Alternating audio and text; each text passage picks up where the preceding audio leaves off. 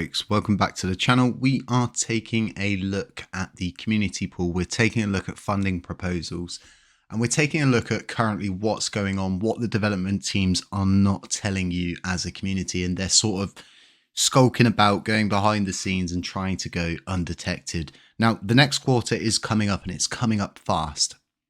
You can already see the quant teams putting forward another spend proposal, and this is because they're asking for funding every month instead of asking it every 3 months. They're doing this, I think, to look as if they're not taking as much money as they are, but it's $60,000 a quarter, the equivalent. Now, I'm on Moonrunners. If you don't know what Moonrunners is, I'll leave a link to it in the description. This is your replacement for LUNC dashboard. The reason why this is probably the best replacement is because I find it's a near replication of what we had. It just looks prettier. It's got a lot of information. It's got everything you need. You can come here. You can get this dash bar out on the left-hand side, and it tells you everything. But what we're looking at is the community pool. We have run some calculations, and we have checked the blocks. We've checked the block speed, and we've figured out how much around about is going to be in the LUNC community pool and then the USTC pool as well. We've got the equivalent in LUNC. So what you're going to see by the time we reach the next quarter is probably around 1.7 billion. So that's around 500 more million LUNC to be attributed to the community pool before we reach the next quarter. That's 1.7 billion in total that we've got in the LUNC community pool. If, and I can tell you something for now, the USTC team definitely won't want to do this. If you convert that USTC into LUNC, including what's left to be attributed to it, you're looking at around $1 billion. If you take that to an exchange and convert it, is the equivalent of 1 billion LUNC. So there's 2.7 billion in total. If you was to swap out the USTC, guess what? There's no market orders that are enough to fill that. There's just not. You would also crash the price of USTC even further by doing this, and this is something the USTC quant team keeps saying that they don't want to happen. They don't want anything to dump the price any further because it makes things worse and it makes things harder for them. Now, deep breath. If we take a look at the 3 proposals, like I said, they're not going to want to do that, so we can cross out the USTC, ignore it. That's not going to get used for a spend proposal. So we've got 1.7 billion in total for the next quarter for a round of funding to fund all 3 teams, right? Because we're going to need to budget in what the quant team are going to want to take. We're going to need around 2.7 billion LUNC coins.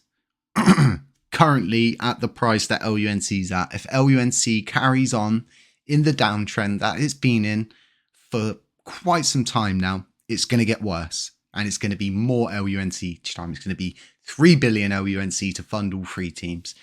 Then it's going to be 4 billion, then 5 billion. And you're getting where I'm coming from here, right? So we need 2.7 billion in total to fund all 3 teams the next quarter. Well, guess what? None of these 3 teams are going to be willing to give up their funding. Why? Because each one of them believes that they have the key to the future success of this blockchain. What we're seeing and what we're going to see is a battle out for funds. Right? This is going to be throw each other under the bus. I know my systems are more important than yours. We have to get paid. We've got to keep the L1 task force going. They must keep working. Oh, but well, we've got all of the wallet infrastructure. We're important. You need us. We've got all of your endpoints. What are you going to do about us? We need funding too. Oh, the quant team. Well, if you don't fund us, you're not going to get a repeg. How are we going to do all of these things? How are we going to sit there in Twitter spaces and talk to people all day? How are we going to do that? You kind of get where this is coming from. So if we go back to Moonrunners, right, and we look at the community pool, we simply can't afford 3 teams. Guess what? We probably can't even afford 2 teams at this rate. Now, this is why privatization is bad. This is why building for your own self-gain is bad, right? And you've got all of these people running around the blockchain, shorting the market, selling 300 million plus coins in one hit. It's absolutely insane what people are doing, and they're going out and then being like, oh, he's just done this and done that. And they're literally like saying that other people have done what they've just done. It's like, what? Very strange attitude that some people have got. But this is very important for you as a community to know and understand that the developers are not telling you this because they don't want you to worry. They don't want you to get to the next quarter thinking, well, there's not enough funding. What they want you to think is there is enough funding, and then all put their proposals up, and whichever one gets passed first, they'll throw the others under the bus. It doesn't matter.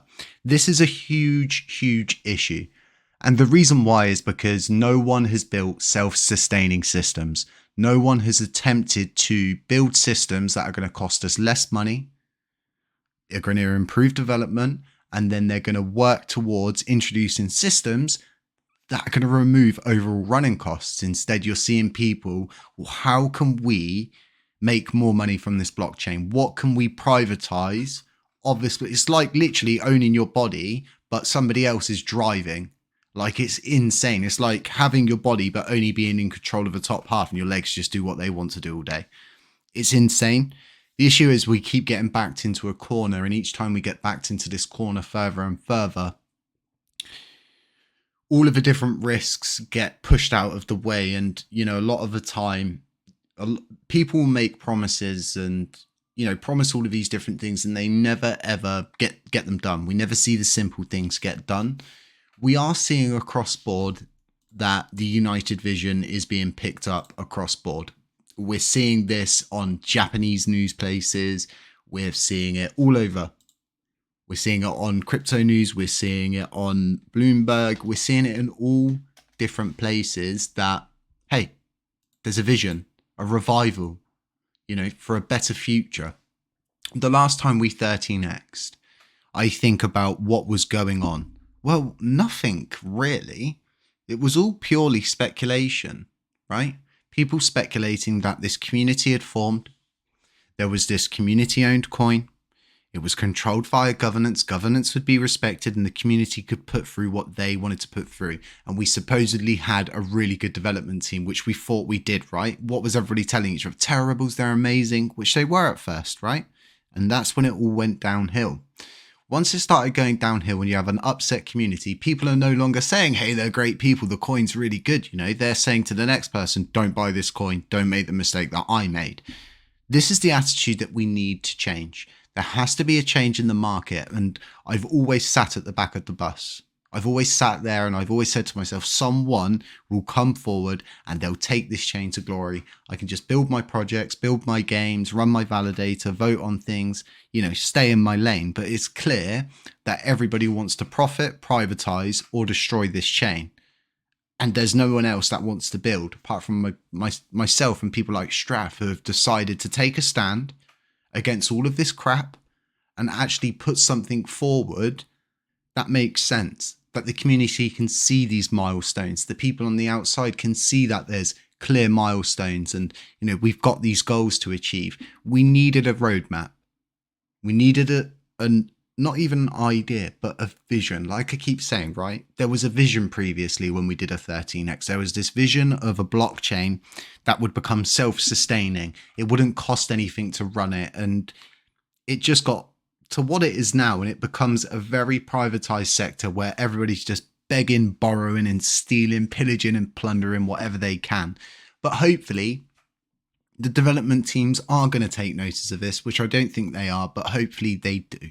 And they say to the community, hey, look, you know, things are really bad. We can see they're really bad. We can see that you can't afford to fund the 3 teams, but honestly, I don't think you're going to. But this is something to take note of, especially considering the votes that have just gone through recently regarding everything that's going on. So I think it's stuff to take note of. I think a lot of people need to understand that, you know, restoring this blockchain shouldn't come at a cost of destroying it, because there's nothing to restore at that point. And it's, you know, we shouldn't make rash decisions based on making a load of money because someone's promised something, or, you know, we should take the long road. We should take the high road. We should do everything right so we don't have to keep backtracking and coming back to the same point each and every time. I'm looking forward to a better future. If you've listened to the podcast, you've seen the United Vision. We're definitely going to be addressing the dynamic condition module for validators. That is our number one concern as a volunteer task force, just doing this for the blockchain. The reason why this is so important is because without a decentralized set, how can we streamline voting? How can things be equal? How can we expect to keep having to pester TFL, have to pester all these top 5 nodes? Nope, let's decentralize the set. Let's get everything sorted. Let's get our own repository. Let's get all of the core basics done. And then we can move forward as an efficient blockchain that is self-sustaining and works on its own gear and machinery. Folks, have a really nice Sunday wherever you are. Stay safe, stay humble, stay aware, and I'll catch you in the next one.